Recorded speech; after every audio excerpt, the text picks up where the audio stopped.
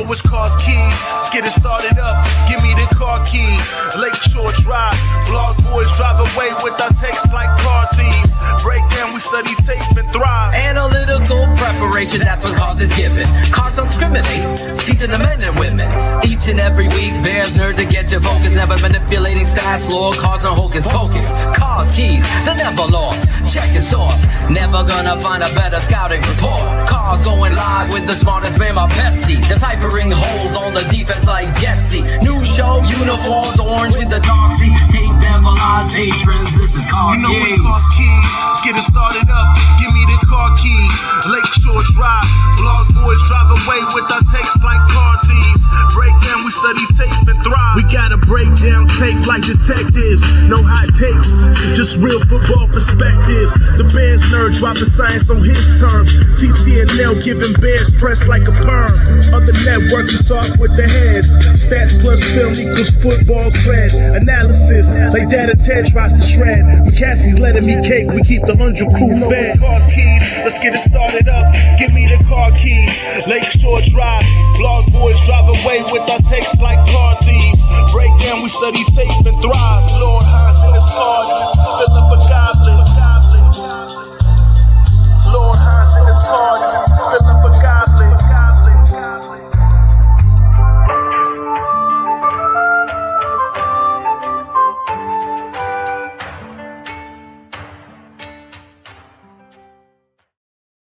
Merry Christmas, everybody. We made it. Season 4, episode 54 of the old TTNL switcheroo. Cars keys in the keeping it 100 slot as we switched some things up a little bit here for you tonight. We'll get back on track here soon, but we have made it. Chicago Bears training camp is open. There's a ton to talk about. Nobody gives a shit what I say, so let me go grab my guy.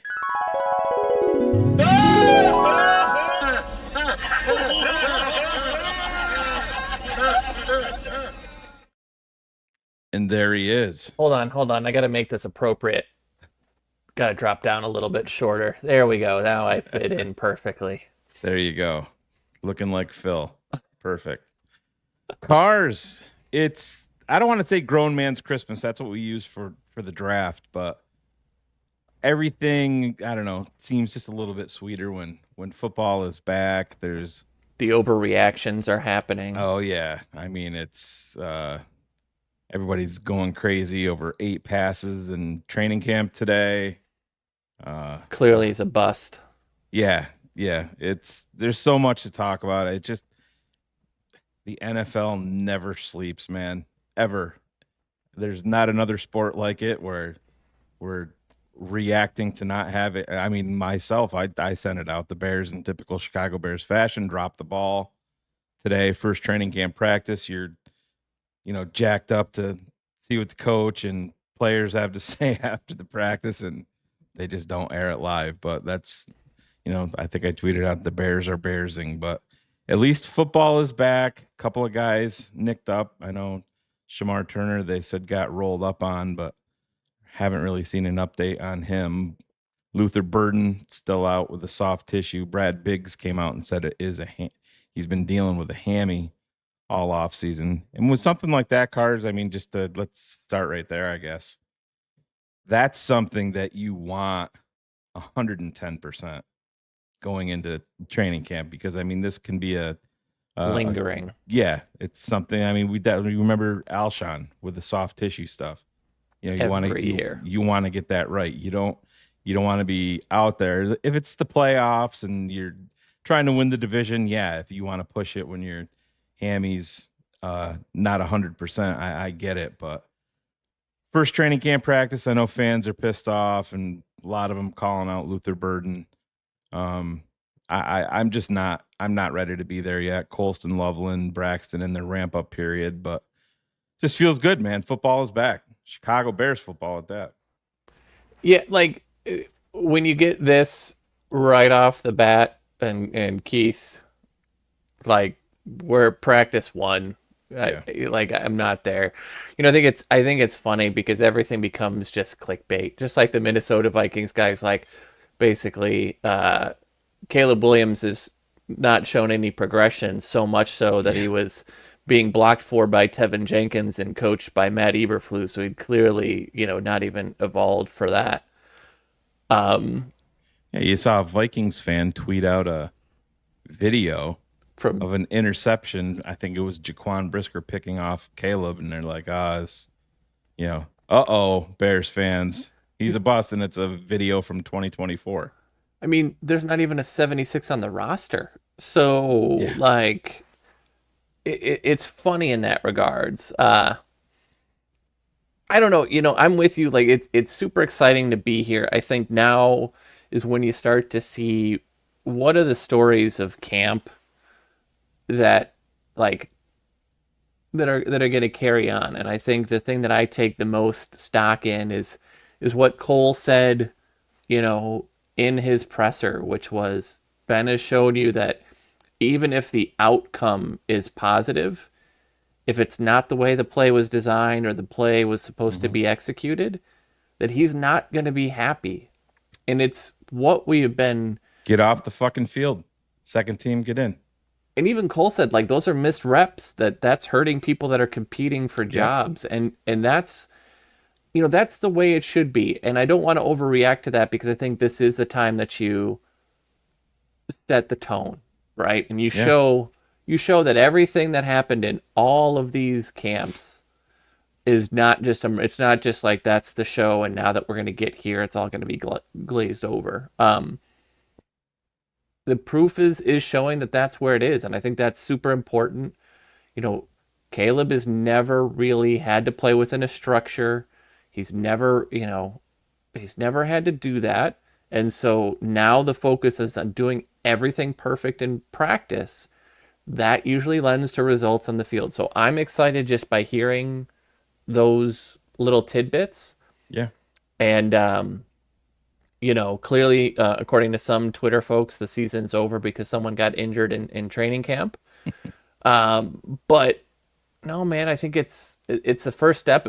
I can't imagine trying to have a practice today and hearing TJ Edwards talk about, doing up downs and all those sorts of things. And all these things we didn't see for years.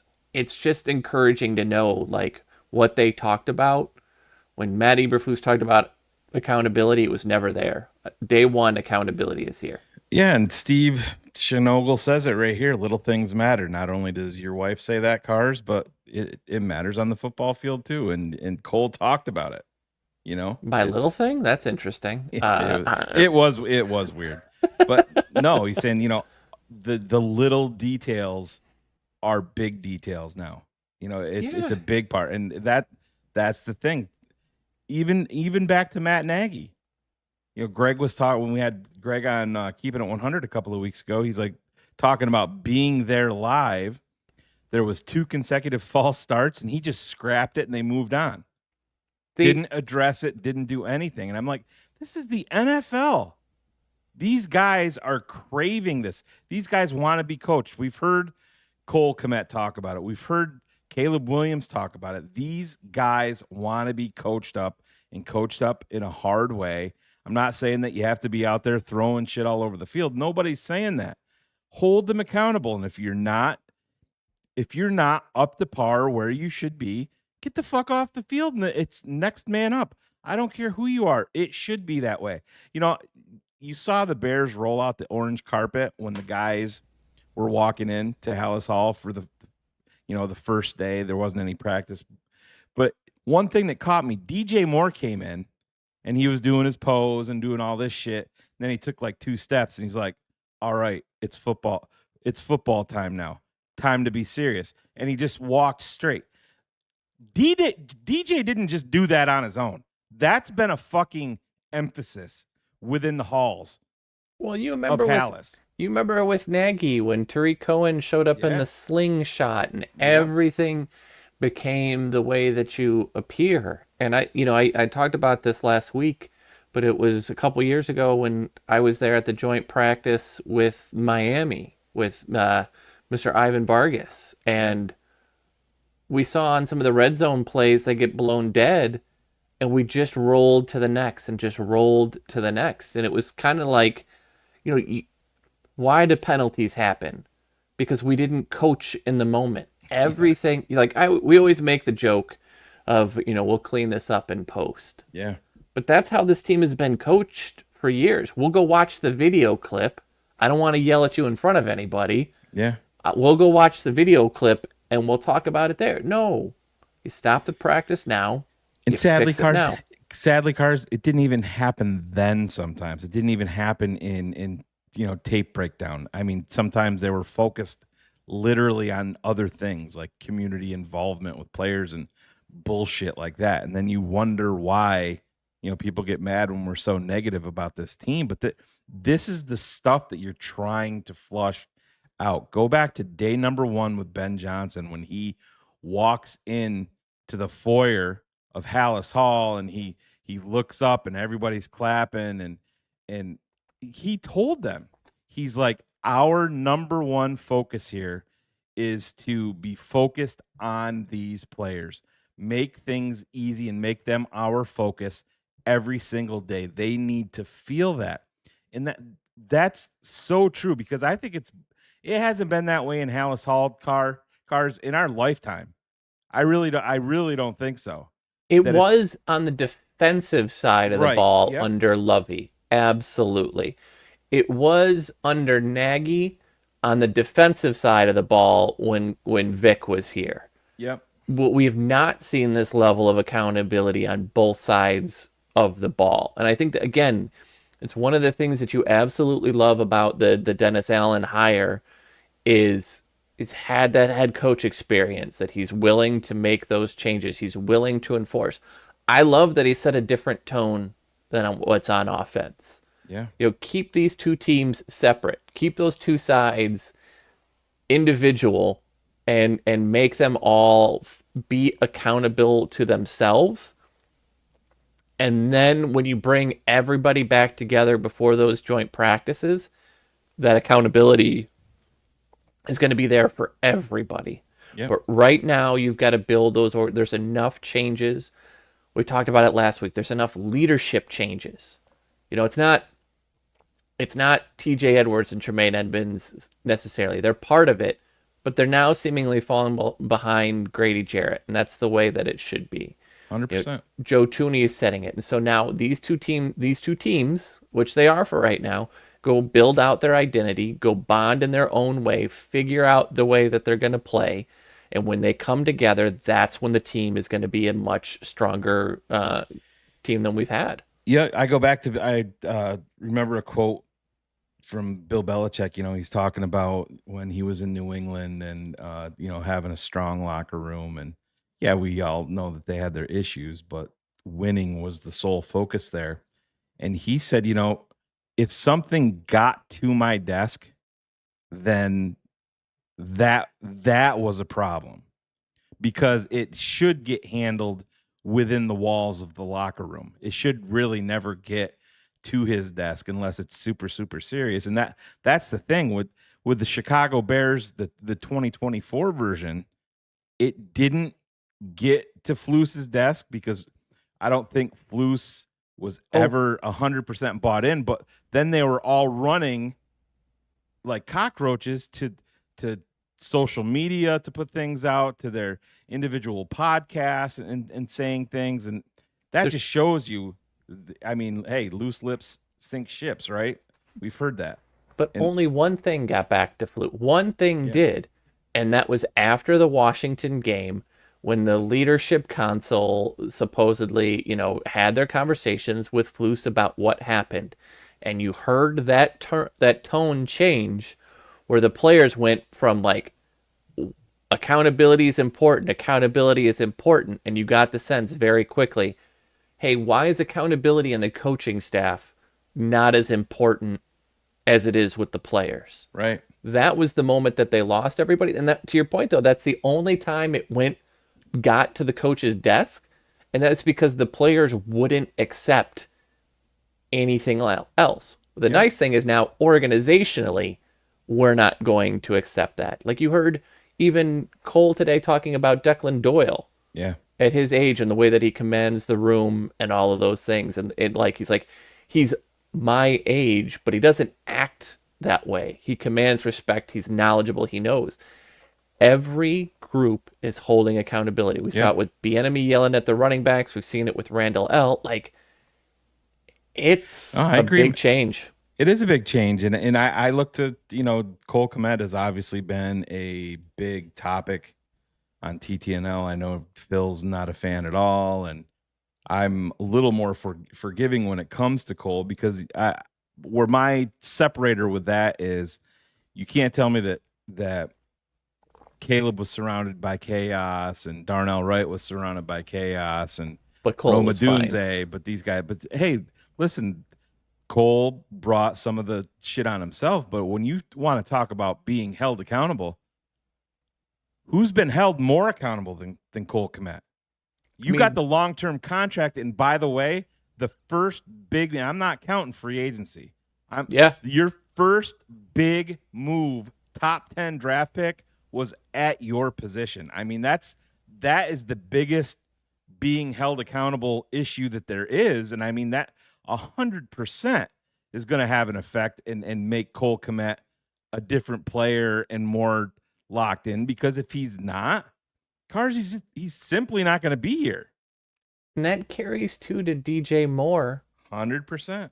Because who is pick number 2? Luther Burden. And who is the one that had some of the worst body language? Yeah. But to your point, look at the way that he entered the building. Like, it's time for football. Let's go. I think sometimes we forget that these players do want to be held accountable. They do want to be coached tough. It's any person that you've ever played any sport with, who are the best players you've ever done, is the ones that have held themselves to a standard that won't allow mediocrity. And to your point, I have my problems with Ditka and the 80s Bears. They should have won way more than what we did. But guess what? I went to Platteville training camps. There was not a whole lot of let's dance around this, let's go. Like, there's a lot of Mongo and Hampton beating the ever-living snot out of people. Those offensive line and defensive line padded practices were something.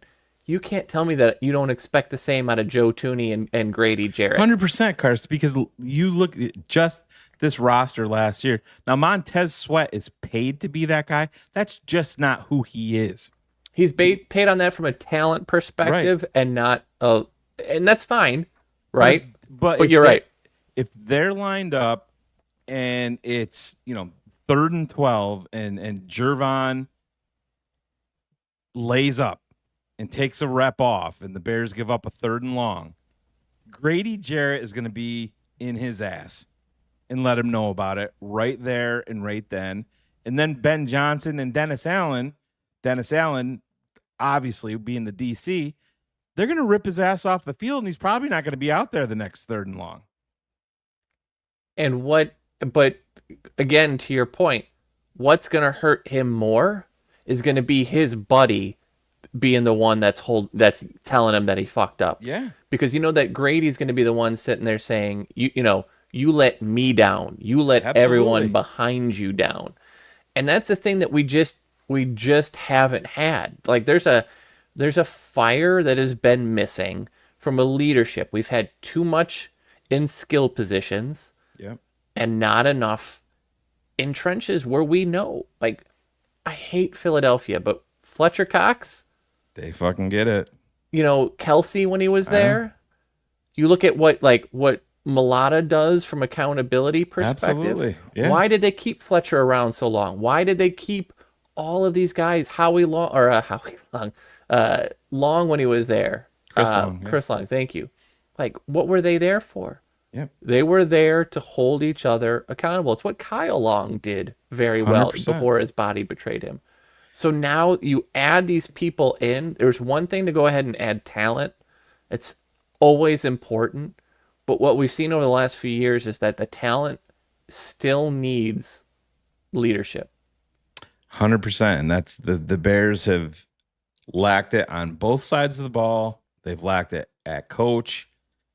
They've lacked it at the ownership level. It's everywhere. Have we Cars. won enough? No. Have we Yeah. gotten the quarterback position right? No. But we're the envy of the league for our culture. Yeah.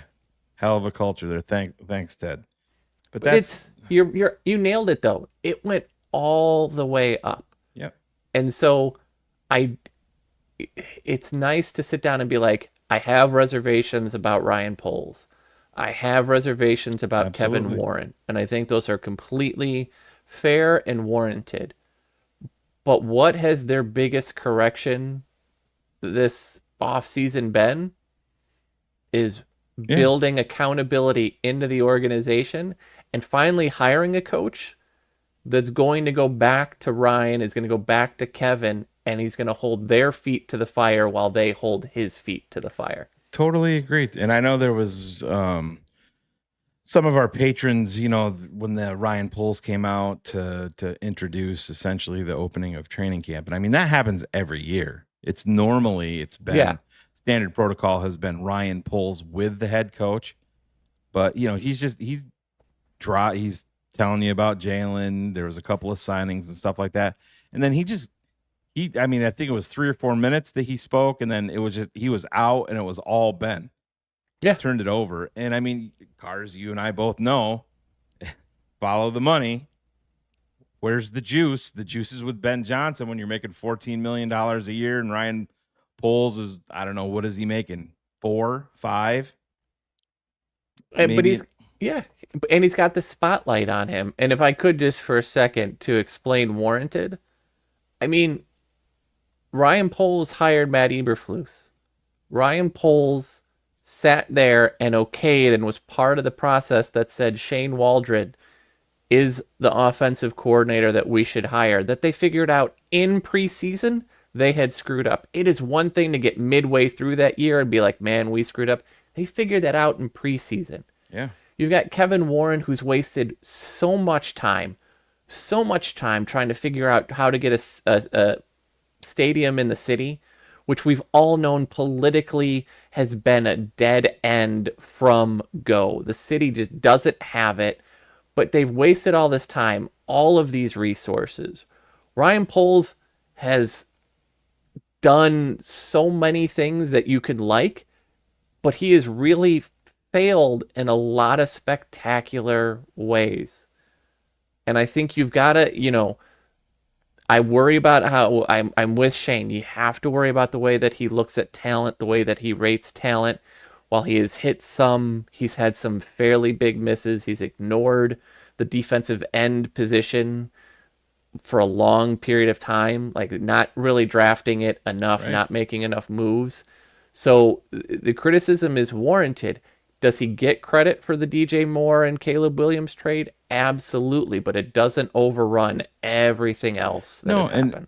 And listen, I am standing by my analysis of this. I'm just talking for myself, and I know Cars well enough. I know that he's not ready to jump ship or anywhere near it when it comes to Caleb Williams, the Chicago Bears quarterback, and I know Phil is the same thing. But it's 100% a fucking mistake, Cars, when you're holding the number 1 pick in the draft. And I don't give a shit if, listen, I talked about this on Keeping It 100, had a conversation with Cap about this, the whole ESPN and the book and everything, or the article that's coming out and talking about, Caleb having his reservations. We all know that they should have the reservations. Totally, and it was proven why that was the correct stance for his part. Totally warranted. But my belief, and I have no sourcing on this, I'm just saying what I look at is the Bears caught wind of that, knew about it, and they decided not to bring any other quarterback in to at least talk to, because they didn't want to rock the boat with Caleb and his team. And to me, I understand. I would have drafted Caleb Williams too. I 100%. I will never get over the fact that you have the number 1 pick in the draft, and all of these guys that went, what was the lowest they went? 11? Yeah. Is that where JJ went? 12. Or 12, whatever Nix, it was? Bo Nix was 12. Okay, yeah, Knicks. You didn't bring anybody else in. Can I draw a parallel? Yeah. Before he came out, the year before he came out, Peyton Manning was considered by everyone to be clear and away the guy, the prospect. That next year, what happened? Ryan Leaf had a season with a bunch of physical tools. What did, and if people are too young to recall this, God, I'm old. But do you remember when teams were like, I can't believe the Indianapolis Colts passed on Ryan Leaf 100%. because of all of those physical tools? But what did Indianapolis do? Yeah. They met with both. 100%. And now, you can argue like JJ, no, like I completely understand if they didn't talk to everyone. But you should have talked to like it shouldn't be one. It should correct. Should never have been one. And I don't give a shit if you and I and Phil were running the Bears and Phil's the coach and he's banging it's Caleb. No, I don't give a fuck. That doesn't bother me. That's fine. I want you to be all in on the guy that you want. We're going to take some time and we're going to talk to others. You never know what you're going to find out. You never know. And this is correct. Do you remember when Jaden Daniels was almost like throwing a fit, like, don't draft me then, get out? Yeah. And so what are you going to do? You have to do your due diligence. If anything, it's the trust but verify. It gives you a comparison of where you think Caleb Williams is as a rookie coming in. Right. And then you can compare that to the other people and see like, hey, we noticed that Jaden is recognizing this better, or JJ is better at XYZ. And it's not necessarily to just be, I need to draft somebody else, but it does kind of give you a little bit more information about the gaps that he may have. Even if there's 100% chance, unless he shoots a person in broad daylight in New York City, that you're drafting Caleb Williams, you still do your due diligence, and it just doesn't make sense. Yeah, and Mark, it did say that the Bears and Ryan Poles told him that it didn't matter. They were still drafting him. And listen, that's fine. It still doesn't prevent me. I'm telling Caleb Williams, if Caleb Williams is in front of me or I'm on the phone with him, there's zero issue with me saying, hey, you're my guy. I would be doing a disservice to everybody in this organization if I didn't do my due diligence. You don't think being they knew in this position? You don't just like Caleb is doing his due diligence by talking to Minnesota and by doing when he talked to Minnesota, that is your moment to go talk to somebody else. 100%. It is such a weak organizational move that he is doing this and having these conversations while telling no to all of these other people. And the Bears still sat there like some, lovesick dog hoping that he would come back.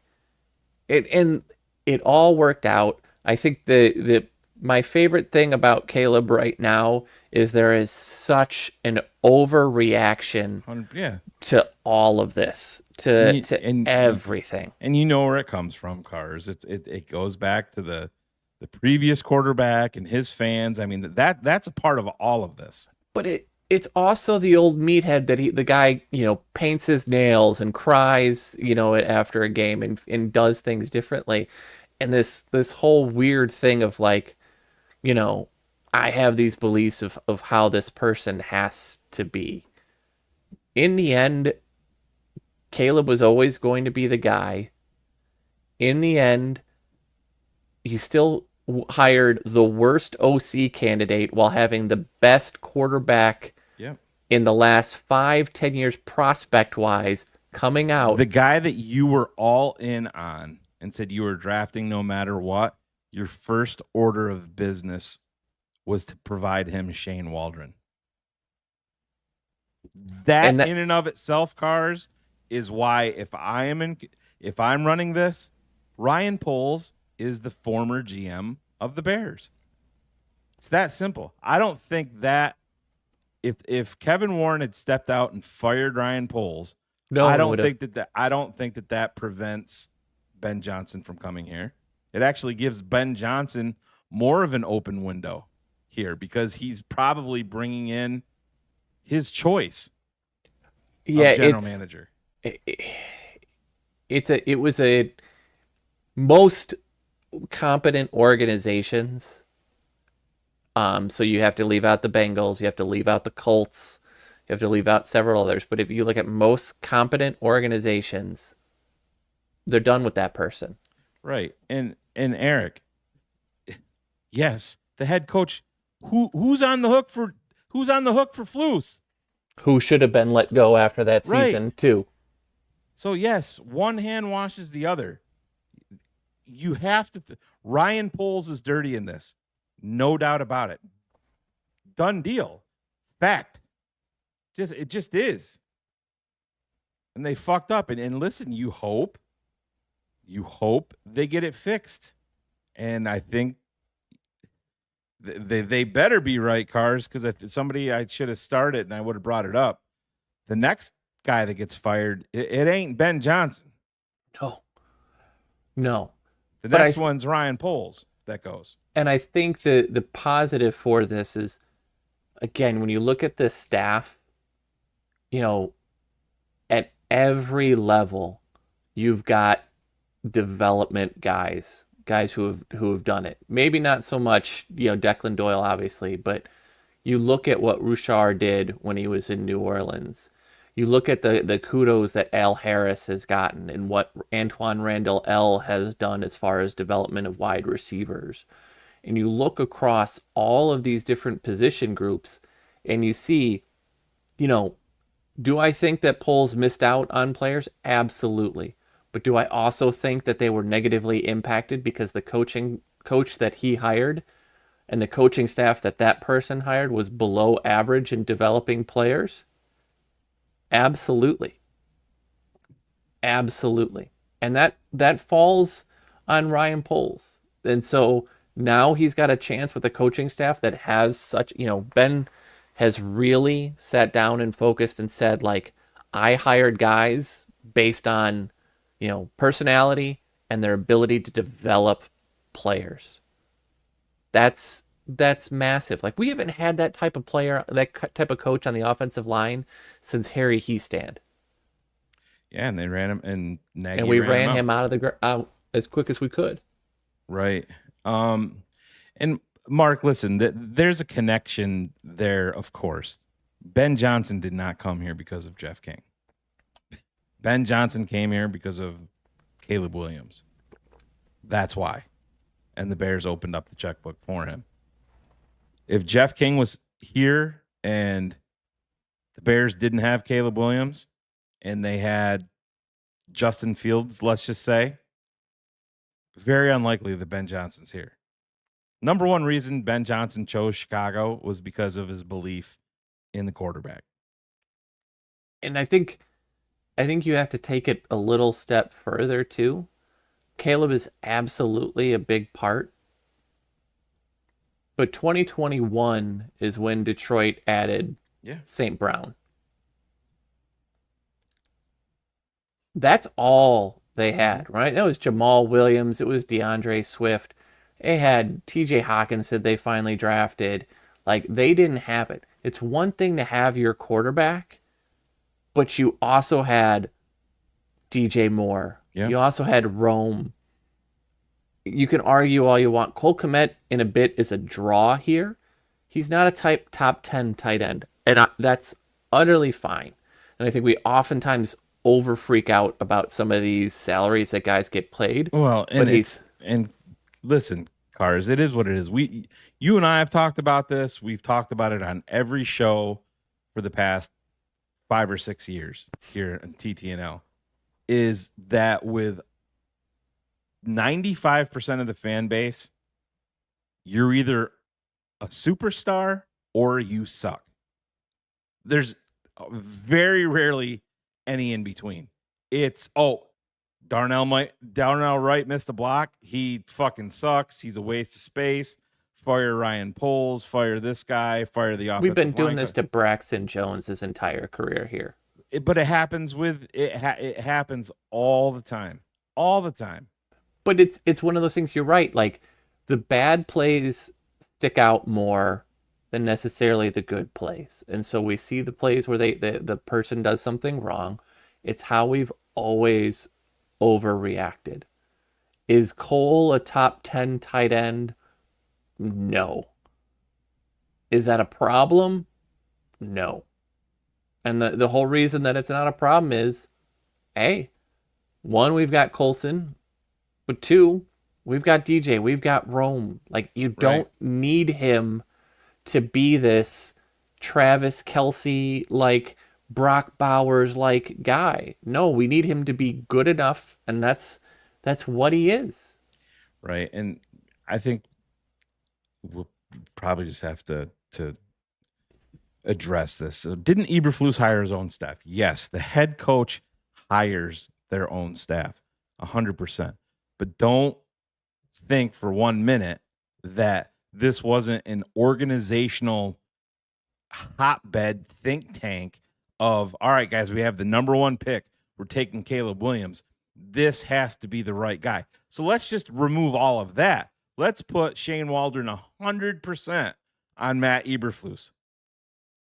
We have reported here, and it's not just us. This is 100% fact. Chicago Bears players went to Ryan Poles in OTAs and again at the beginning of training camp and said, Shane Waldron is a problem. He does not deserve or warrant this job. They told the general manager that. Yes, there's so much egg on your fucking face, Cars, if you fire the guy already, but it would it have played out any fucking worse? You lost a season and you did damage to a quarterback because you had an offensive play caller who called his plays. Like the difference, what did Ben always say? They changed that offense around Jared Goff because they wanted to play to what Jared Goff did well. What did Shane Waldron do? He tried to make Caleb Williams execute plays that Shane Waldron wanted to call. Right. Yes, absolutely. Eberflus hired his own staff. Yeah. But I don't know any organization that I've ever worked at. Zero brings up a great point. Yeah. Let's not forget that. I mean, how often have whatever happened to Alan Williams and that story that has never been told is one of the most incredible things that I think I've ever heard. And the only other time that I have anything comparable is the whole Roquan disappearing for a while situation. 2 scenarios that the full report never saw the light of day. But why did these things happen and what were they doing? It was not really good news. But when your head coach is forced to fire his OC, you know at that moment that as a head coach, your job is on the line. As the 100%. General manager who hired him, your job is on the line. Does Flus have final say? Yes. But you're kidding yourself if you don't think that Ryan Poles was not hand in hand in that decision, was definitely part of that whole interview process. He was there. He was there. Yeah. And Nick, that's not what it was. So, I mean, we'll just address that. It's 100% not what it was. That FBI thing ended up being fully. He's out. I mean, that was Flus's guy. He's not going to be. He'll never be in the NFL again. It is what it is. But I mean, it was doomed from jump with Flus. It really was. And not that it matters, but I always go back, and you guys have heard me say it here before, his introductory presser, when he gets into, hey, you're the head coach of the Chicago Bears. He goes up to the podium. He's like, what, you guys are going to clap for me? It's the fucking media. No, of course they're not. You're not in college sitting in front of, 35 boosters that brought you there. Yeah. That are going to clap for you. It was a weird moment. And so it's what I think is really super fascinating for me is, again, like all of this has led us to this moment where we're at right now, where I think overwhelmingly you're feeling more positivity than negativity.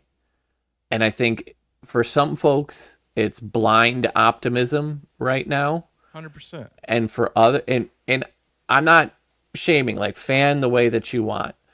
And I think for a lot of other folks, there's more measured optimism that may even fall on, historic pessimism.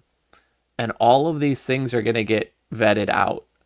But what I think has been really fascinating again, and it continues to be really just the greatest news that you can report in one day of training camp as it is that you have seen everything that they've harped on.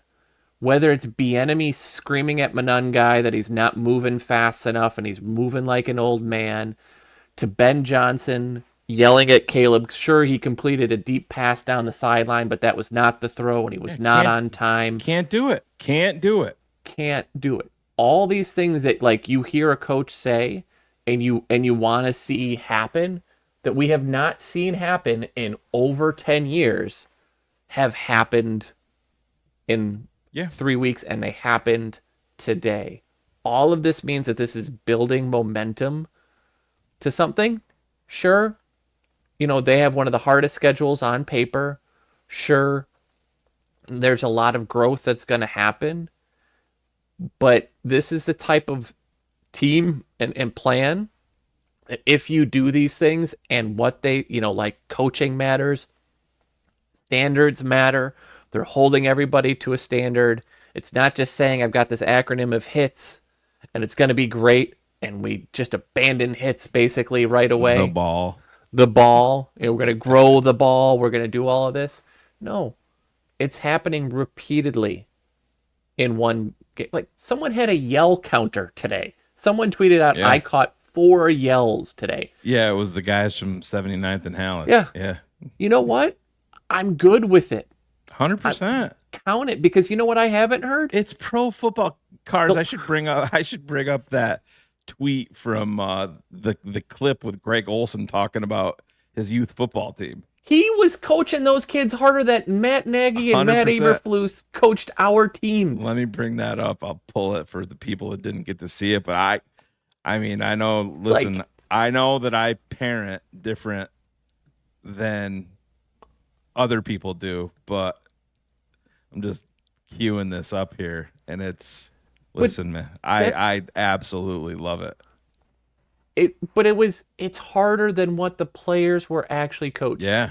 The last person I ever saw yell in a practice field was Akeem Hicks screaming at, and I can't remember who at the time was the player in front of him when they were doing defensive line versus offensive line drills. Yeah.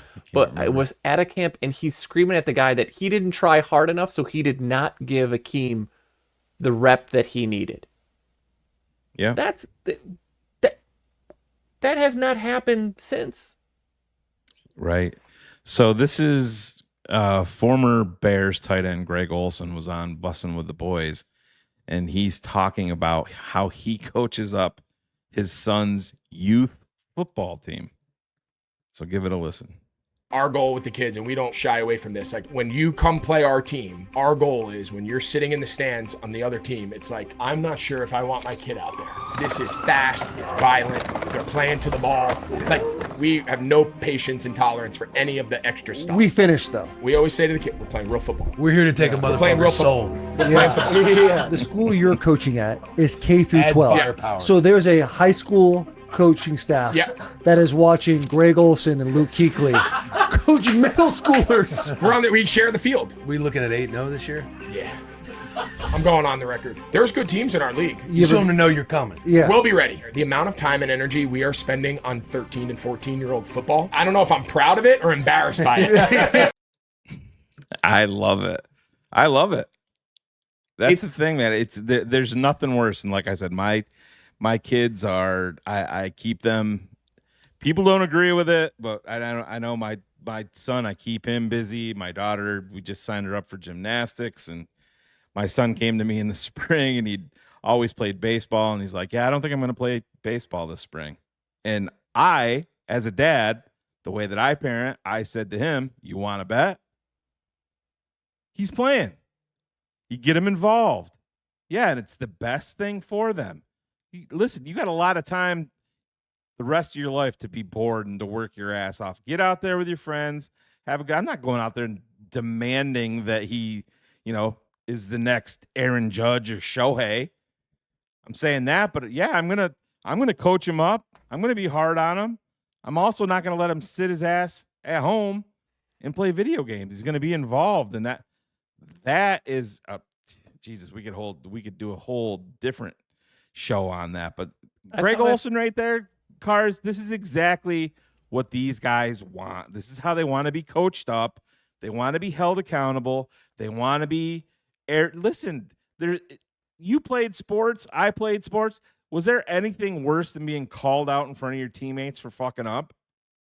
No. So I could tell a quick story. So here in Illinois, there's the high school I went to is one of the best ever, especially during that point in time, for cross country and track. And so our head coach, Joe Newton at York, was a former military guy. Yeah. Coached throughout. He actually coached against my father in the 1950s, and he remembered that my dad ran a meet and a broken leg, and flat out came to me and said, you can never be injured. Your father ran with a broken leg, so you will do the same. In my first ever cross-country meet, he is screaming at me across the field. We were talking about a mile away, because those are 3.5 miles that we were running. Carstensen, you're killing me. Move it. You are killing me. You know how humbling and embarrassing that was at that moment, and how it totally changed everything for me. Yeah. And there's all I needed. There's nothing wrong with it, man, at all. And I know there's been different things saying that, that Caleb and Rome would run home and play video games and shit like that. And it's just, listen, people go down these deep, dark conspiracy paths. And I'm not saying that, listen, these guys at the end of the day, they're young, they have generational wealth. I get it. They can still be held accountable, Cars. But listen, man, this isn't Little League football. This isn't me telling my 14-year-old son, you want to bet? This is professional fucking football. And if you are not prepared as a rookie quarterback, now, did he have everything worked out? Does he need to play better? 100%. Yes. But if you're not putting in work, if you don't know the plays, if you're just rushing home to play video games and not taking any of this serious, there is 0.0% shot that you're putting up 3,500 yards, 20 touchdowns, and 6 picks. Turn it around. You're throwing 6 touchdowns and throwing 20 interceptions. This is pro fucking football. Listen, while I think it got a little overblown when they did the nobody taught him how to watch film stuff, I think what was super fascinating about that to me was that he's the one sitting there watching film. Yeah. And no one else is around him. Yep. Not the coaches aren't there. Like, Thomas Brown was passing game coordinator. He had to introduce himself to Caleb Williams when he became interim OC. Like, how does that make sense? And so, again, you reverse and pivot to where they are now. JT Barrett, Declan Doyle are living and breathing with this kid. And so, while getting screamed at absolutely will motivate someone, when you finally have someone that you can sit down with and be like, hey, I'm watching this. I see this happening. Is this what I'm supposed to see? Can I bounce this off of you? This is how I should act. When you've got someone as a coach who is willing to put in the hard work alongside you, that changes everything for this organization. Yeah, and I mean, listen, Ben kind of took you behind the curtain a little bit today and talked about how much, emphasis he's going to put on these joint practices, with Buffalo. So the Buffalo and Miami. So the Miami is Friday, August 8th, and Buffalo is Friday, August 15th. Those are the days of the joint practices, a couple of days before they play their preseason game. So you know what the reaction is going to be like, Cars. They're going to focus on these joint practices, would be my guess. You're not going to see a lot of the, if any, of the starters in the preseason games, because there's going to be such a focus on that. People are going to lose their minds. But listen, I've bought into that being more important than, because you can script. Listen, you can get into a game and you may never have a goal line situation. Yeah. You may never We've seen that happen so many times in preseason. But absolutely. But Sean McDermott and Ben Johnson are going to get together. That shit's going to be scripted. So I actually think that probably when this next CBA comes around, I think it's going to be like a mandatory thing every year where you're going to see these joint practices like be the thing. And maybe it's going to be like the one dress rehearsal game preseason thing to get 2 games probably to get everybody ready, whatever, blah, blah, blah. That doesn't, if they don't play against Miami and Buffalo in the preseason game, that does not mean that Ben Johnson has made training camp Club Med. It doesn't. Well, because what's the difference going to be in those? Against Miami, we saw Matt Nagy be like, okay, we screwed up, move on to the next. Yep. That's not going to be Ben. And I don't think Sean McDermott's going to complain either because of the way that he expects performance out of his team. Right. So, yeah, I think you're right. Like, in the past, all those joint practices were Club Med with a different view that day. Yeah. I don't get the sense that this is going to be at all that. These guys are going to get coached hard. They're going to be, like we've been talking for years, you got to callous yourself. You got to callous yourself. They coddled themselves. And now they're getting callous mentally, which is just as important physically. 100%. Yeah, they have to. And the physical part, listen, I'm not going to go all John Wood on you and say the number one focus is health and really none of the other stuff matters. Because, listen, I understand health matters, but part of staying healthy is taking the hits, getting beat up a little bit. That is preparing your body for the length of an NFL season, which is just getting longer and longer and longer. A hit is a hit. Yeah, damn right. It like, I don't care if it's our own players. You think those guys are pulling up? They're not. If there's no red jersey, nobody's pulling up, man. Goddamn right. Yeah, and it is what it is, man. And listen, I think what it comes down to with Bears fans, we're all deprived. We're all sick of losing. We're all sick of hearing negativity. I get it, guys. I get it. And I'm not here to tell you how to fan, just like Cars said. We understand that. And I know we tend to talk about the negatives more here. It's because there's been so many of them. And it's a hard thing to like. It is. It's hard to break free from, because Cars, we've been around. I mean, we've been invested in this more than just the normal fan. I mean, you and I have been doing this for a long fucking time.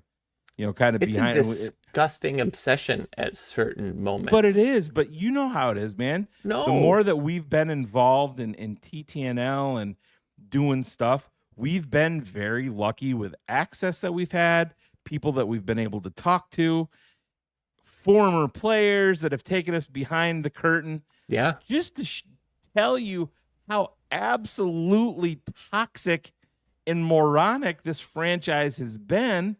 And unfortunately, there's still shit going on with we that. haven't shared all of it.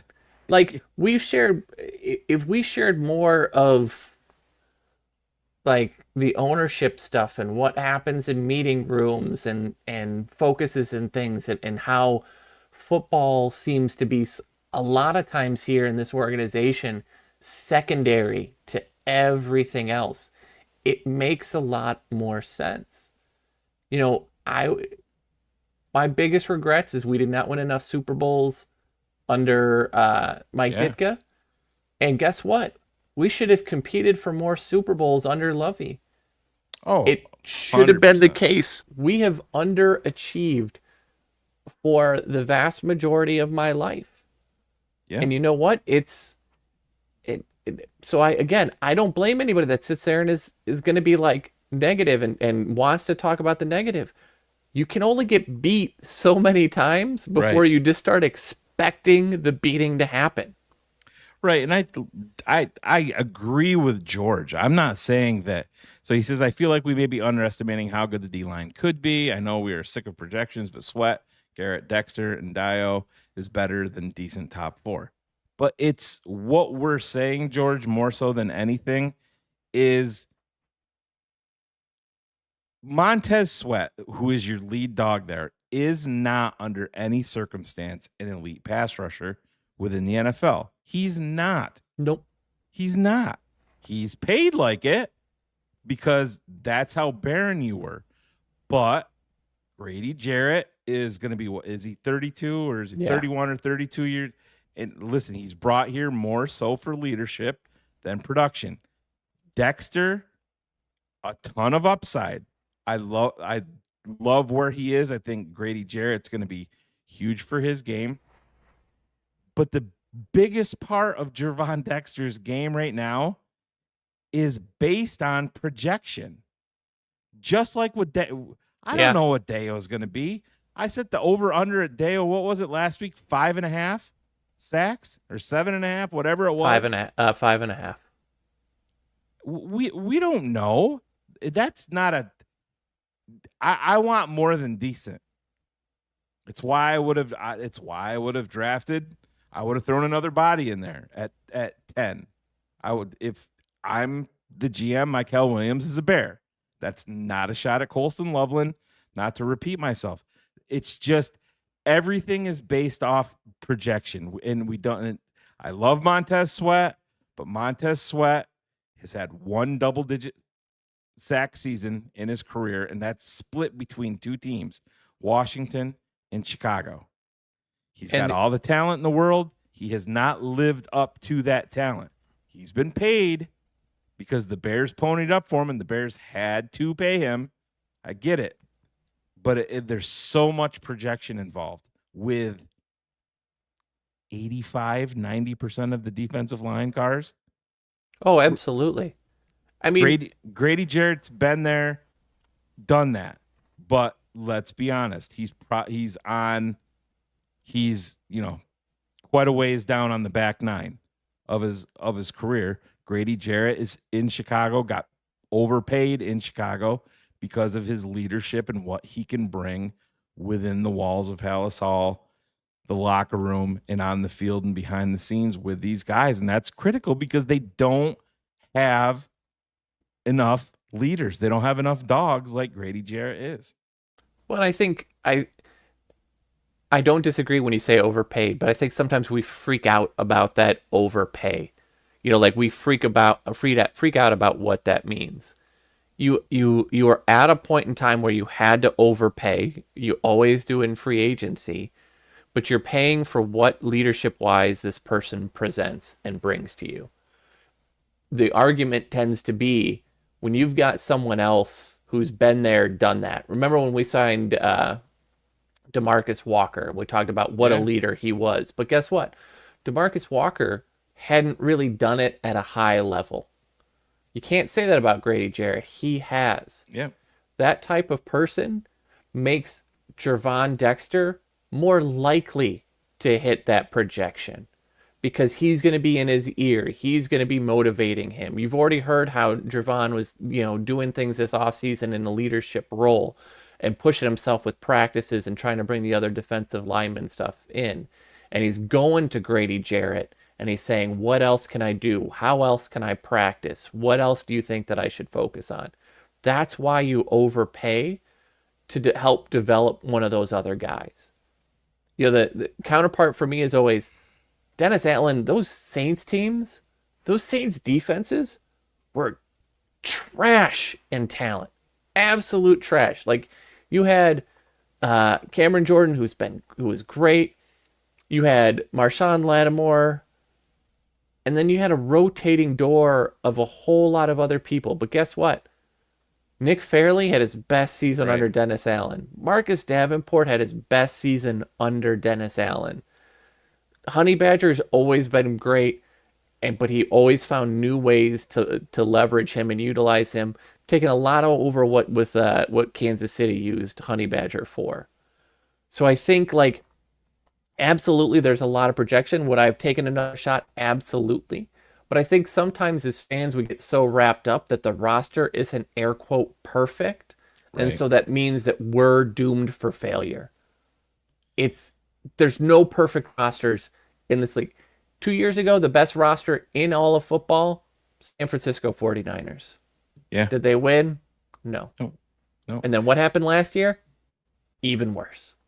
Yeah, and just to go off this and just trying to wrap it up here with George, he said, I think the Bears D-line even last year was above average across the league in terms of pressure rate. Where that was, I believe that was manufactured pressure off of stunts. I believe they were like top 4 or top 5 in the league. In the end of the day, Cars, I mean, yeah, that's great, but you want to win with your front 4.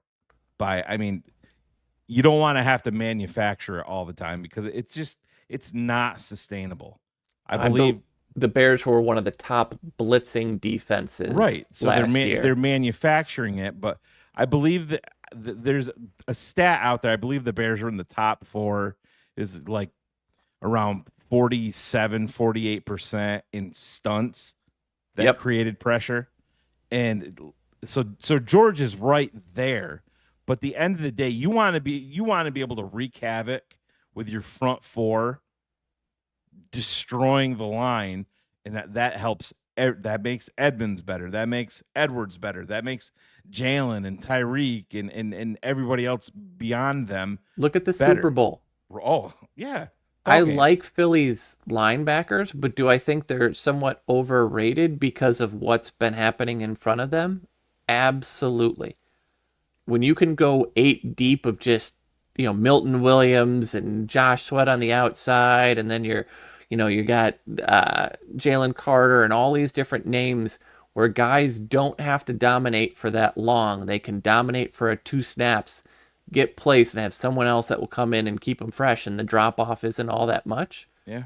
That helps. And I think the Bears are going to look at more of a rotational piece because it's going to be better for everybody else on this roster.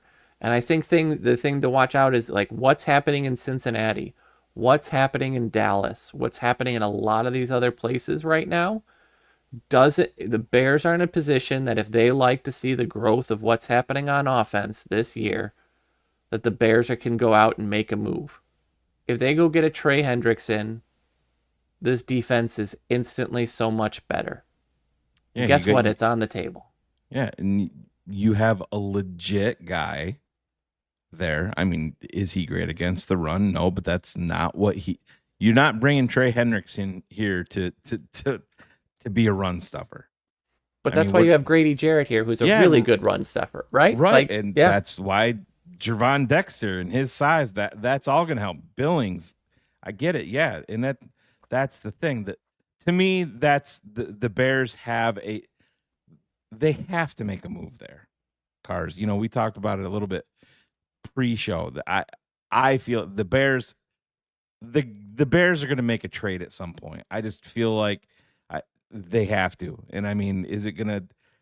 I would default to the defensive side of the ball, and I know that they're probably going to be keeping their eyes on a guy like Hendrickson. I know Albert Breer came out and said that he doesn't see either one of them getting traded. But I mean, we played that same song and dance, Cars. Do you remember that one Saturday morning where I sent you a text? I'm like, you reading this shit from Breer about Khalil Mack and Chicago's involved? And then like 30 seconds later, I'm like, holy fuck, bro. We just traded for him. That's the way those things happen. And if you don't think that that what Mike Brown said in an interview about the Shamar Turner contract does not impact his ability to do work on Trey Hendrickson. Shamar Stewart. Sorry, thank you. does not also impact Trey, because those two have been locked at the hip and Trey leaving. At some point, look, the Bengals have screwed so much up in their lifetime. That owner just doesn't want to spend to win consistently and is truly punishing this team for making him pay Burrow, Chase, and T. Higgins. That's all this is. Yeah. If you don't think that under no circumstances they're trading him, we've heard that story countless. Under no circumstances are you trading Tyreek Hill. Yeah. Under no circumstances are you trading Odell Beckham. It's happened. It's happened many times. Yeah, and Keith, I'm not calling you out here, bud, but listen, you put that in the chat, and that's 100% not true. It just means that you don't understand how the cap works. That's why you're watching Cars Keys. We can explain all of that to you. If let's just say that the Bears shocked the world and they consummated a trade and acquired Micah Parsons tonight, they could make him the highest paid player in the history of pro football on the defensive side of the ball, and the Bears are absolutely fine financially. Zero issue. The Bears are fine. Phil and I always argue over this. You can fuck a cap, and you can punt things down the line and create space on a whim. Does that mean that you're punting things into future years? Absolutely. That's why you do it with a rookie quarterback. And you do it with a guy who is young like a Micah Parsons. You're not necessarily going to kick it down the line for Trey. You'll pay him. You'll probably restructure to a smaller but it's not degree. Even Cars, if they went out and listen, it's guys. Where do I put the potential Micah Parsons deal to Chicago? I mean, less than 10%. Yeah, less than 10%. I was going to say even 5% or less, or 3% or less. But even if they traded for him, Cars, that's not a fuck a cap situation. It's really not. To some degree, just because of what they did this offseason, it is in a 2026 standpoint. You're going to push more into 27 and 28 because of the way that 26 goes. But guess what? Like, you could do things with Montez Sweat's deal because he's through some of that big DJ money. Moore, you can move off of Cole Kmet. You can Jonah Jackson, you can move off of. There's tons of ways that these guys can manufacture money. I mean, I believe it's between DJ Moore and Montez Sweat they can essentially move money around and create like what 40 million or some shit. DJ is not because of that redo of that contract, that extension. But next year, yeah. Montez Sweat is on the books for $25 million next year, but he's got $8 million in dead cap. Tremaine Edmonds is on the books for $17.5 million, and he's only $2 million in dead cap. So you're talking right there. You know, Jonah Jackson, you can redo. He's at $25 million for next year, but $14 million in dead cap. So you've got three players right there that you can instantly create $40 million worth of cap space and be fine. Yeah, and listen, it's costing you more. It's costing you more than a first for Mike Parsons. But you are like with players and whatever else you're doing. Well, I brought up to Carr's pre-show. I'm like, so would you be against, if you could do it, Jalen Johnson in a first rounder or whatever? It's going to take a sizable package. It's not going to happen. I'm kind of there. I think he ends up getting paid in Dallas. That's Jerry just does business weird and decides to trash his players publicly before he Emperor pays them. Palpatine does things always very fascinating. Yeah. So, but beyond that, listen, I'm just glad it's back. I'm glad we're going to have Bears stuff literally every day, through January, and hopefully, they stay healthy and we have a lot to be thankful and happy about. But Cars, there is, this is Cars Keys, so there's going to be slides, but there is light at the end of the tunnel for us to, in terms of Ben Johnson and looking at certain factors. So I'll turn the spotlight towards you and let you do your thing here. So I think this was interesting. What I wanted to do a little bit here is look at the offense in the 3 years under Ben Johnson. So I start in 2021, which is a little bit of a repeat of what we talked about last week. But I want to go over the numbers and just kind of show you what is super fascinating, I think, about the growth of the the Detroit offense, while not a tremendous amount of the talent changed. And so when I show you this, when you look under 2021, where it was in with Anthony Lynn, so what you see below, I think, is for those of you that have listened to me for a long time, understand that I find the 12 personnel, 2 tight end personnel, to be extremely important. All the best teams leverage 12 personnel in a way that is effective. And so when you look at what happened in year 1 under the Lions, is you saw an increase in the amount of snaps in 12 personnel. And that's with Hockenson getting traded after 7 games. So they were on a pace to do even more than that in 2022. Right. But that stayed, but that was the growth. And if you looked at that, that was the first year of Jameson Williams.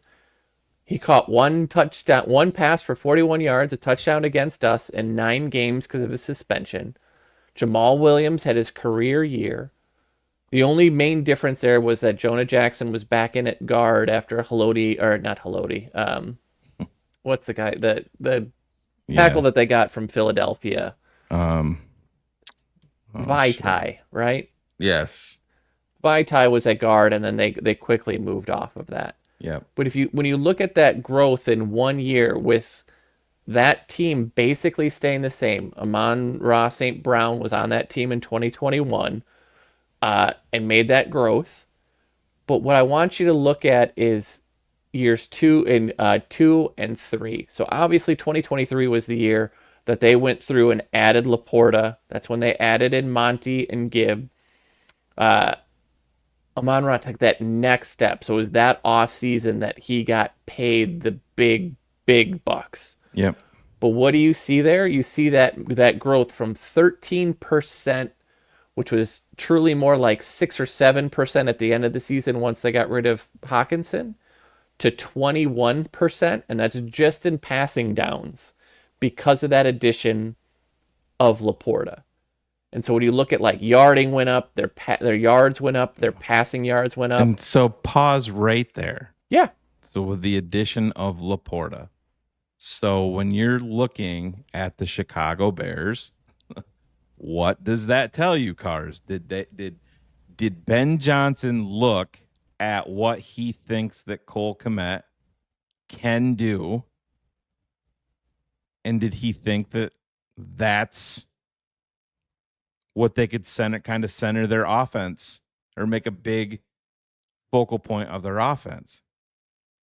I think the message to kind of what you said at the beginning of the show was utterly clear. Yeah. Cole, we see your limitations. We think you're a fine player, but that's a position that we can upgrade from because we're missing a skill set that we absolutely need. And while he won't be 100% like Laporta, and I don't expect him to go out and have that 80 catch rookie year that Laporta did, right, what I do expect is that level of 12 impact is going to be significantly higher there. And that's the thing. The Bears, I hate to say they're number 2, but when you're talking about Loveland, Kmet, that's a better duo than they have in Detroit. I mean, Detroit had a whole bunch of no names. They tried to run that in 2022, and without a whole lot of success. So yeah, you're absolutely right. And while, St. Brown is probably a higher level player than DJ Moore, Detroit, and I would take Rome over Jameson Williams, especially in year 2. Remember, Jameson did not have his breakout year here until year 3. Rome has already performed at a higher level than Jameson up until that point. You had a Luther Burden in here as well. Sure, the running game is not going to be the same as what it is in Detroit, but the passing game is going to be so much better with a quarterback that offers you more capabilities than Jared Goff does. Now, whether he fully develops there, that's the question. But what I also want to do is when you look at 2024, and I think this is the one that makes me laugh the hardest, the Lions were second in passing yards while being 16th in attempts. Yeah. So when that guy was saying, they're going to be a low volume passing team. Yeah, Sigmund Bloom. Yeah, you know who was a low volume passing team? The Philadelphia Eagles. Yeah. And they still had 2,000 yard receivers. Yeah, right. Yeah. Right. Like that's the thing. But that team was first in scoring, second in yardage, second in passing yards, sixth in rushing. And when you look at overall, they were the third highest percentage of 12 personnel in the NFL, with Sam Laporta and two kind of one-dimensional tight ends at the same. Yep. And you brought up the name Jamal Williams, and you and I both know, Cars, that is probably one of the names that we should be watching for the Bears as we move along here in training camp. Yeah, I absolutely agree. I think if I were putting my betting hat on right now, DeAndre Swift, even if we don't go get a move, is going to be on this team, but he's not going to be your starter. Yeah. He's going to be your change of pace guy. And so, again, when you look at these numbers and you see what that impact is, we said this last week, Monty makes Gibbs better. Gibbs makes Monty better. Well, even if it's to a lesser degree, Monangai is going to make Swift better. Swift is going to make Monangai better. Yeah. Because both of those two players, because of those differences, are going to be there. The advantage that we have over the Lions is that if I go 12 personnel, I have, 4 different wide receivers that we can trot out at any point in time. While St. Brown is, again, the most talented of the wide receiver between those two teams, I think the Bears have DJ and then then Rome, then I'll have Jameson and then Luther. But we have 3 players that we can rotate with that give you a skill set that are going to allow you a lot more looks and feel than what he's had in Detroit until this last year. Because again, Jameson wasn't Jameson until this last year with his 58. He had the Brandon Ayuk year, right? 50 catches, right. 1,000 yards, and a handful of touchdowns. The positional flexibility that is there with a guy who knows how to use personnel groupings is something that we have not had in quite some time.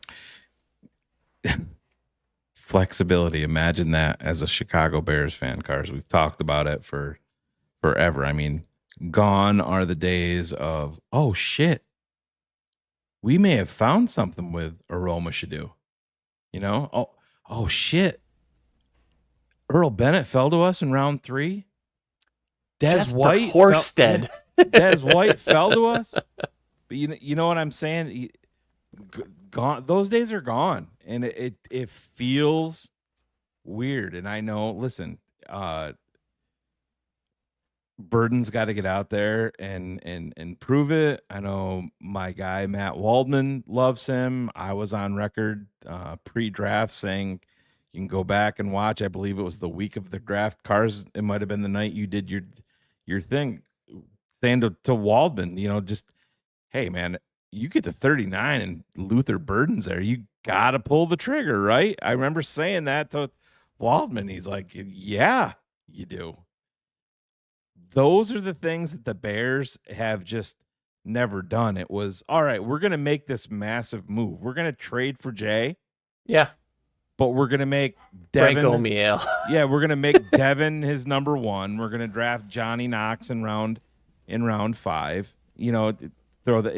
That's going to fix everything. The Bears, listen, they have a top 10 offensive lineman via the draft in Darnell Wright that they invested in.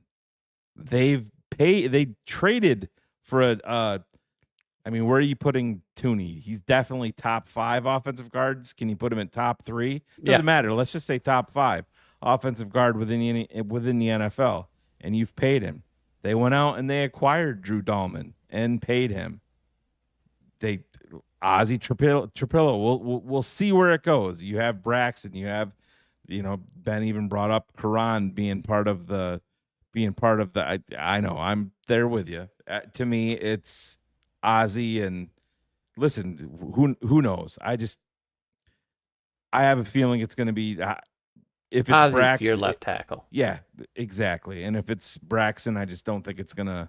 I think they're gonna give him a very, very short leash. But these are if you want the positives, it's that the Bears are going leaps and bounds trying to fix this moribund offense where it's been in the doldrums for decades and decades and decades, and it's not relying on one guy in Marcus Robinson that you pulled out of the 4th round out of South Carolina. They've invested in DJ Moore. You drafted a top 10 guy in Rome. You went out and did it again in a top 50 pick in Luther Burden.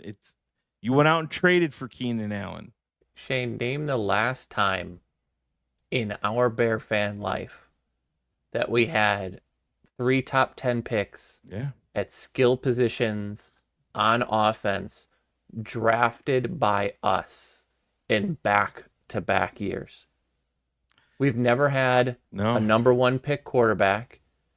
We've had David Terrell and Kevin White as wide receivers before Rome, and Rome has already done more than both of those players. Yeah. You've got Colston, Loveland, and then to your point, we're not backing those up with 5th and 6th rounders or a guy who's a great return man and played corner in college, and now we're going to make a wide receiver. No, we're backing that up with 2nd-round picks at a tight end and at wide receiver that were considered very solid picks, and in the Burden, me, Cars under the Mizzou old guy. Under the old regime, if they had drafted Rome, they wouldn't have drafted Rome. First off. I'm just saying. Let's just say, I totally agree. But let's just say that they did. If they had done that, know what? Burden's nowhere on this team. No, Devin Duvernay is the move. Alamides Zacchaeus is your move, right? Absolutely. And I'm telling you right now, that is going to be an unsung hero, I think.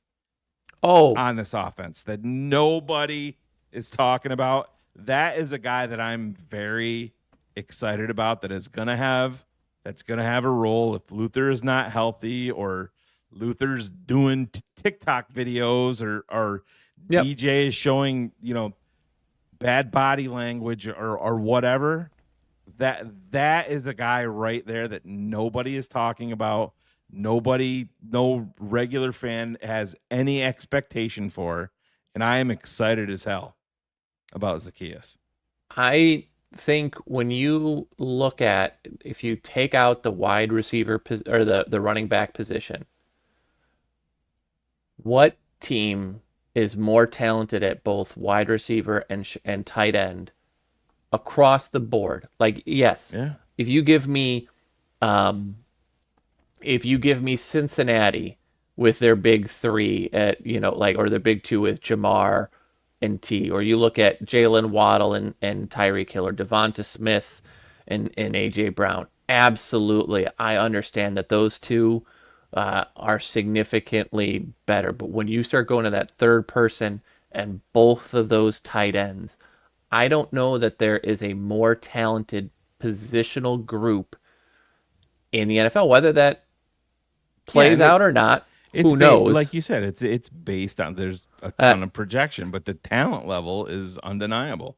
I think, Christian, you've got a great point. The Texans, which I always forget about. But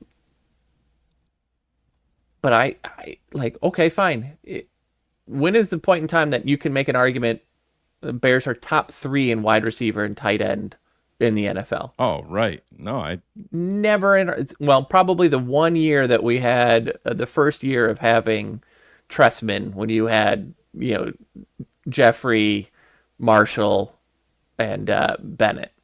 Yeah, and the thing about it is, Cars, there's two guys that they have, brought in this year, and you saw one guy make a play today in JP Richardson that there's been a lot of internal buzz about, and the other guy is the kid that came off the NFI, the non-football injury list, and Ja'Day Walker. Yes.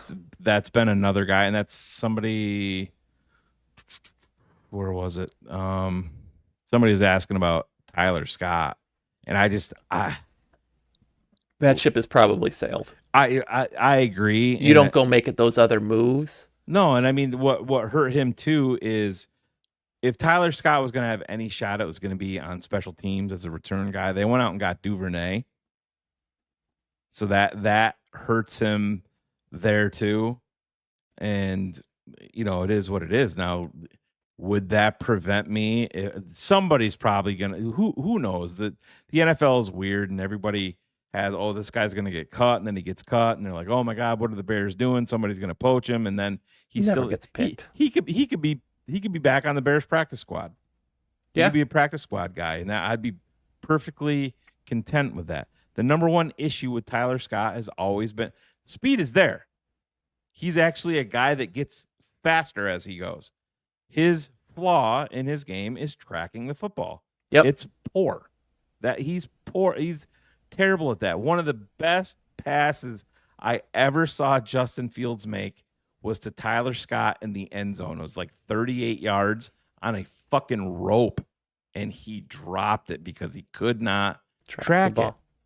Yeah, but it is what it is. But beyond that, I can just looking at the wide receivers. Maurice Alexander, the Bears brought here. Now, is there a ton of upside in him? No, but he was the first guy added to this roster after the Bears hired Ben Johnson. It wasn't an unrestricted free agent thing. It was like one of those futures deals. But so Maurice Alexander, Miles Boykin, Luther Burden, Devin Duvernay, John Jackson, who I have really no faith in. He's here because of Caleb.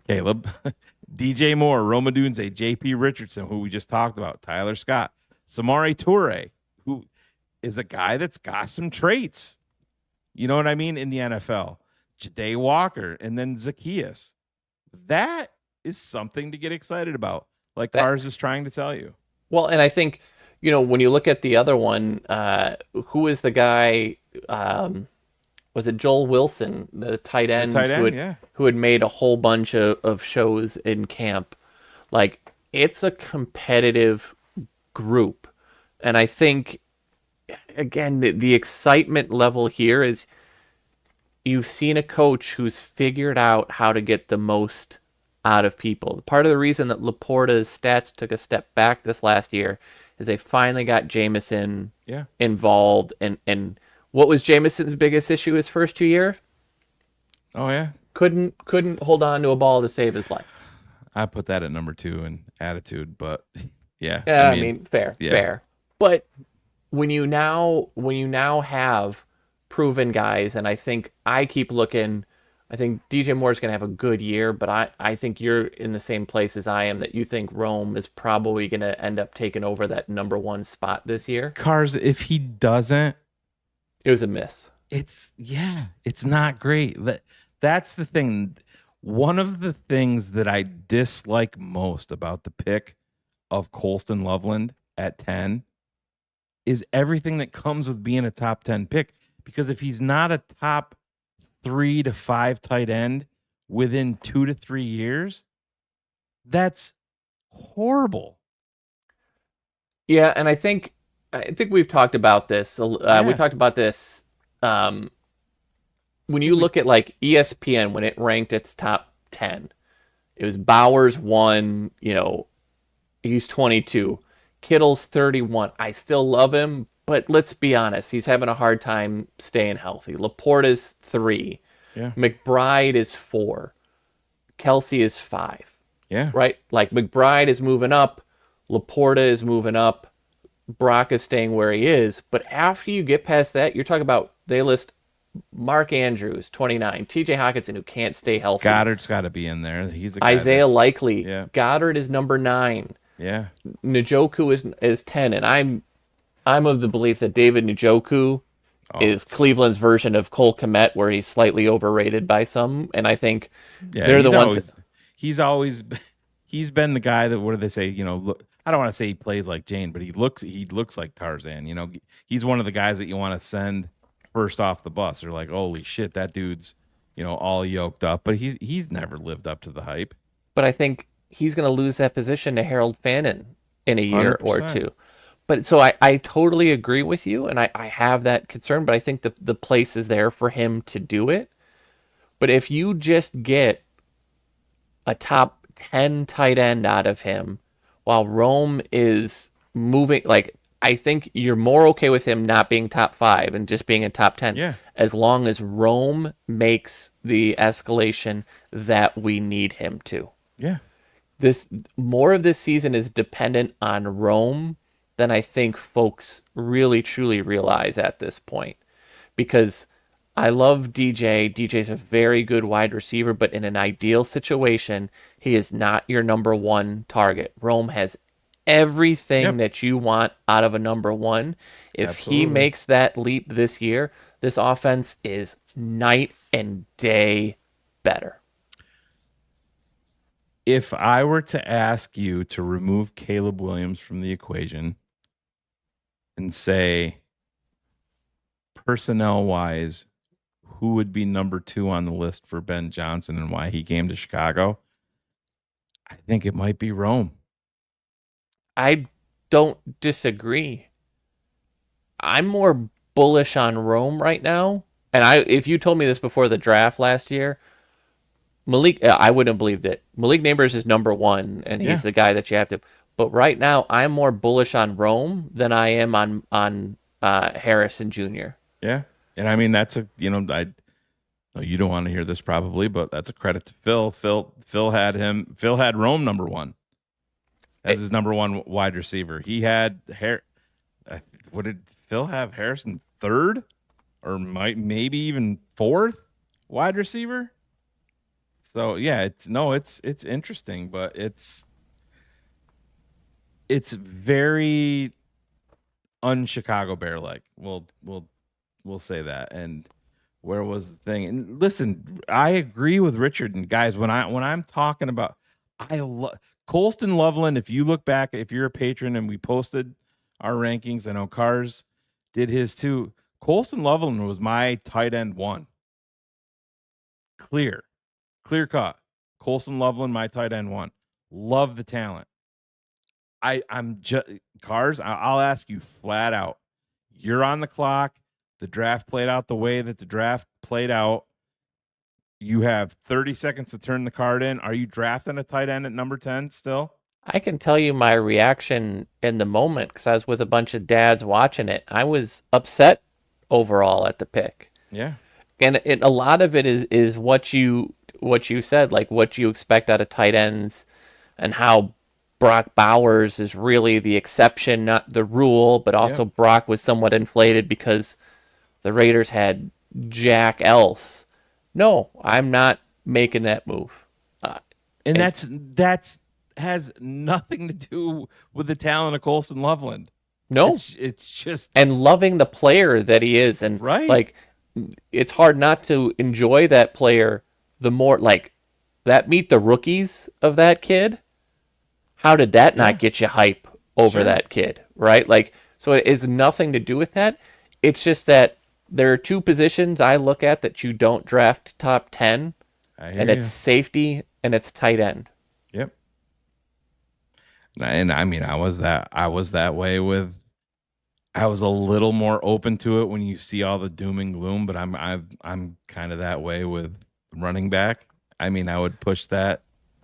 Oh, I push that down too, but I hear you. Vegas made a mistake. Yeah, I agree. And it's not it's different in the sense of Colston, but you're gonna use up a lot of that mileage while you've got an aging quarterback, a not so great offensive line. You've got Brock Bowers and a bunch of meh kind of wide receivers. Like, you're going to use 2 or 3 years up of Ashton, and the story just played out. The story just played out with New York to Philadelphia, right? Yeah. Like that story has been written. I would not have done that, but I'll be good with it. No, I hear you. And George, you're right. You have to trust Ben, but it's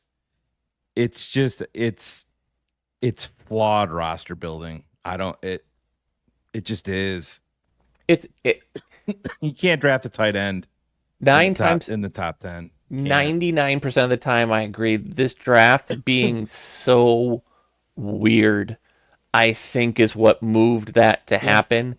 I think if you put in a lot of other years, Colson's not on that list. And again, not because of talent, but because the draft is stronger in other locations. So I completely agree with you. And this draft was so deep at tight end, too. That was the other factor for me. Mason, what was it? Mason in the second. Fannin Jr. went in the fourth. I think there were a lot of players that you could look at. I'll tell you the one thing I was super happy with, though, was that it wasn't that we didn't draft the Penn State kid, because that one, Tyler to Warren. me, that one would not have made any sense unless you're trading Cole Kmet, and we weren't at a position. As much as I like Laporta, Ryan Cox just texted and said you're full of shit and you don't know what you're talking about. But anyways, go ahead. He says that to me all the time. I don't think anybody on here understands just how mean and foul Ryan Cox is. It's terrible. Well, we know why he likes Tyler Warren. But it in a way, as much as I like what Laporta has done for Detroit, in no way, shape, or form do you trade TJ Hawkinson to create an opening at tight end to go ahead and do that in the next year. Tyler Warren would have been the same thing at that point in time to me. Oh, man. You got anything else, Cars? The only one I wanted to show, which I thought was super interesting, because I wanted to get in a little bit with Dennis Allen, because, if folks sort of remember, he replaced Buddy Ryan's kid midway through 2015.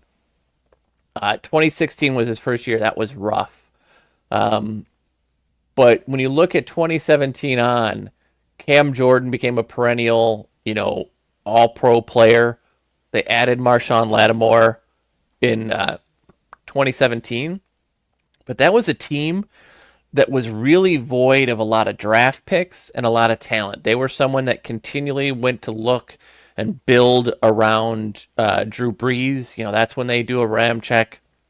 And no shame, a lot of those offensive players worked out, and a lot of the defensive players that they drafted were such reaches that you just, like, what was it, Peyton Turner? Yeah. Marcus Davenport was. But again, he got the best season that anyone has ever gotten out of Marcus Davenport. But I think what's been really interesting when you look at those rosters is these are teams that generate a tremendous amount of turnovers. You could see, where their rankings were on those years on and where they were in sacks. Now, again, Cam Jordan was the only piece that they had that you could really count on. But if you're getting 6.5 sacks out of Nick Fairley after the Detroit Lions give up on him, and you're rotating through like Sheldon Rankins and a lot of other players where they're generating pressure, it was really interesting. And what he's really good at, which I think makes it, I think we talked about this last time. If you can buy stock in any defensive player this year, it's Kyler Gordon. Oh, yeah. Because this man is going to blitz the hell out of that guy, and he's going to use him in such a Joker-like, He may never be off the field, Cars. And he shouldn't. Yeah. He shouldn't. He is, and it's not a shame. He's your best defensive player. Yeah. And that's because of he's so physical in the run game. He's so physical in the pass game. How many screens have we seen that he absolutely reads and blows up before they happen? He's such a great blitzer for a DB. he's phenomenal. And so what I really expect to see is you're going to see a lot of defensive line rotations of players moving around. You're going to we talked about it last week. You're going to see plays where Dio is inside and Gervon Dexter is outside. You're going to see all of these things. What he's going to do is generate a lot of looks. My favorite thing about Buddy Ryan was always saying, if we're not good enough to get at you with 4, we'll send 6. If we're not good enough to get at you with 6, we'll send 8. Dennis Allen has a lot of that in him where they play aggressive. And you even heard today Cole talking about they're playing physical man press. How long have we been asking for physical press on the outside? Nothing drove me more crazy than watching Chicago Bears football, and it's 3rd and 12, and you knew that. Yeah, you knew it was over. They're giving 13, 15 yard cushions on a 3rd and 6, and it was over and over. That's not hits philosophy. That's just dumb. That's cuck philosophy. Yeah. Somebody earlier was talking about Flus and I wholeheartedly think that when you have a young athletic football team, especially on defense, you have to release the hounds. Let these guys go. There's nothing better than, listen, you may get beat. Let these guys fucking run rather than being passive and sitting back and the dink and the dunk down the field. No, turn that shit around. You set the fucking tone. Yes. You dictate. Send more than they can fucking handle. And then you know what? Do it again if you have to. That shit permeates even more so with a young team. And that's what I am hoping and praying that Dennis Allen does and keeps that aggressive mentality rather than sitting back, because it affects the whole fucking team when you sit back like that. It does. It does. It's not a button that you can push on and push off, because once you turn that button off and you say, like, we're going to play this way, the whole team feels it. And we've seen this throughout our career. How many times when Lovey was the coach did we play super aggressively? We're getting there, and I'm like, yes, this is it. And then they get a little bit of a lead, and he takes his foot off the gas pedal, and you just know how this is going to end. You can't do that.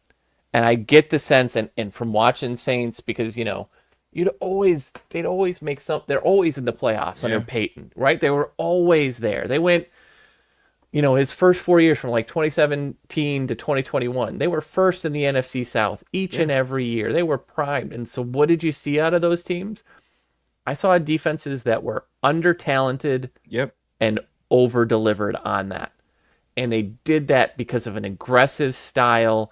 And, what's it? Zach Bond, the guy now that he was in New Orleans.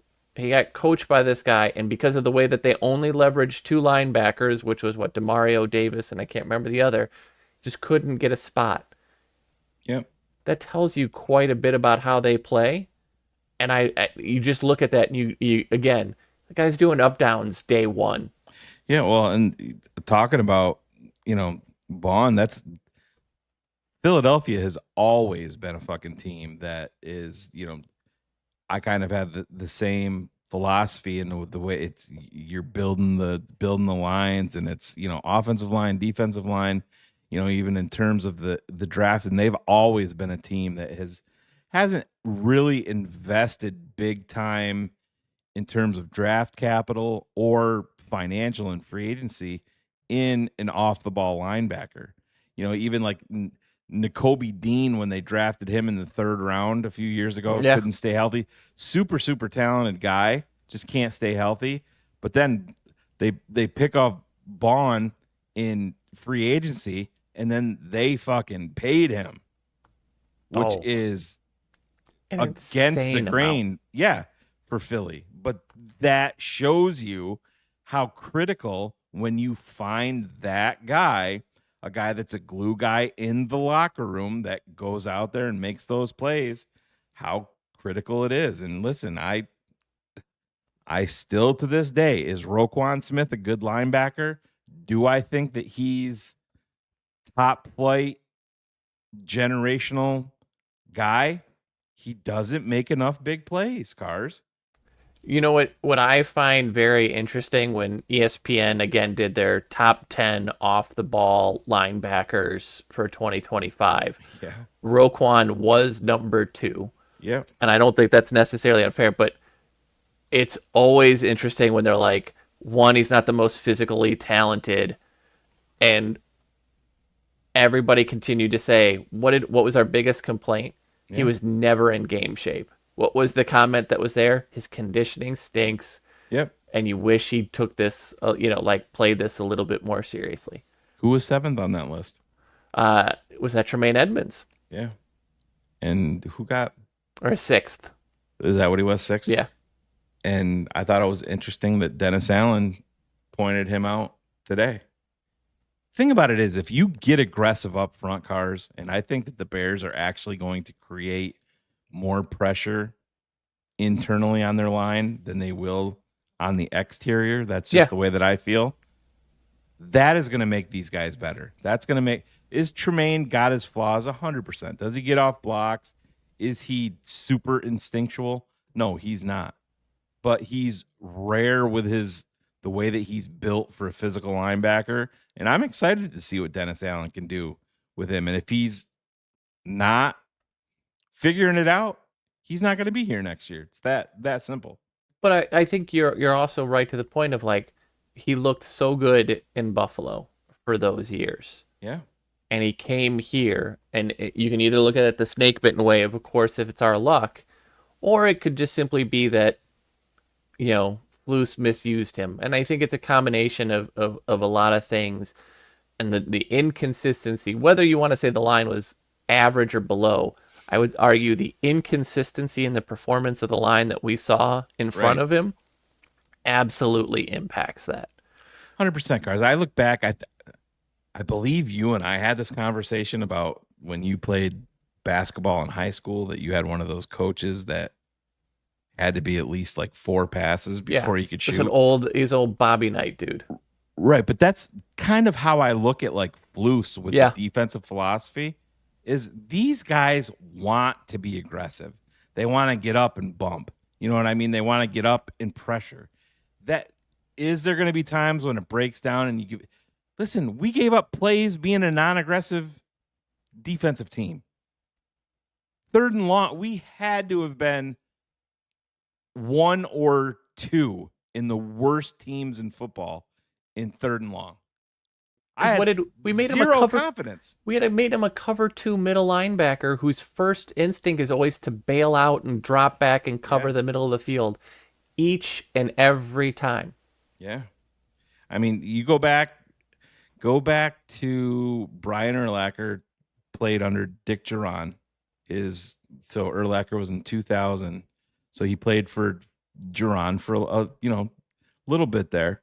But you look at his early years under Dick Duran, he was deployed completely different. He was getting you 7 to like 8.5 sacks. Oh, Lovey came, and don't forget, Urlacher wasn't happy at first with the way that he was being used. Oh, it was quite the opposite, right? Yeah. Because he wanted to be the weak side backer, and then you're right. You look at the first 2 years, 8 sacks for Brian, 6 sacks for Brian, right? Like, it was just solid pressure. And what did he max out after that under Lovey, Cars, sack wise? He 4? hit sacks 6 in 2005. So that was the defensive player of the year. Yep, but he had 4 different years under Lovey with 0 sacks. Yeah, but then that's what made him great. Is he was just an albatross, and he was dropping 40 yards back in coverage. And before he got I think it started with the major right injury. He had 22 interceptions from middle linebacker out of his career, right? Crazy. Like, that's an insane, and, forced 11 fumbles, which may not sound like a ton, but again, cover 2 linebacker, his first thing, remember, was to drop back, and then his speed is what kept him in. Remember, the considered the best middle linebacker, cover 2 middle linebacker before him was Hardy Nickerson, who was like a not so big guy, not so physical guy, just played this smart. Brian's athleticism is what vaulted that in. That's why they looked at Terrell and they went, Tremaine, you're big, kind of like Brian. You should probably play that position. I think it's super interesting that they've got TJ in the middle and Tremaine on the outside this year. Yeah. I think it's a better lineup for both of those players. Yeah, it's gonna be interesting, man. But we're just about 2 hours in here, Cars. We usually try to. So we got this is Wednesday. This is Wednesday, so we've got to go for 2 more hours. I thought this is no, we don't. But no, I think that's it. I think what's very interesting is when you sit down and look again at what both of these coaches have done. They've had success. I think I'm excited for Allen because he's had success with limited talent. I'm excited for Ben because he's had success with good talent, and I think we have the ability to have great talent. So I think as long as these accountability things and look, keep stepping up, but I want everybody to kind of remember this progression to go from 21 to 22 while removing TJ Hawkinson and making basically no other changes, but to go from 22nd in yard or 25th in scoring to 5th in a year, with a lot of the same players, that's what has to give you that hope. And if you look at talent-wise, we're closer to where they are in 2024, minus the running backs, and there's value in that. But look at that 12 utilization. Understand that's the use of Colston. Understand that's the use of Cole. There's a lot to sit down and have expectation-wise that I've been harping for 12 personnel for 5 or 6 years now. I think this is finally the year that we see it, and we may see one of the most efficient uses of 12 personnel that we have ever seen. Imagine that. Jesus, what's Phil going to complain about if we're getting under center and getting in 12 cars? I mean, he's going to complain still that Cole Kmet missed a block. Cole can get. I love balls. Cole could get 250 yards receiving and 3 touchdowns, and we'd still find a complaint. Let's not kid ourselves.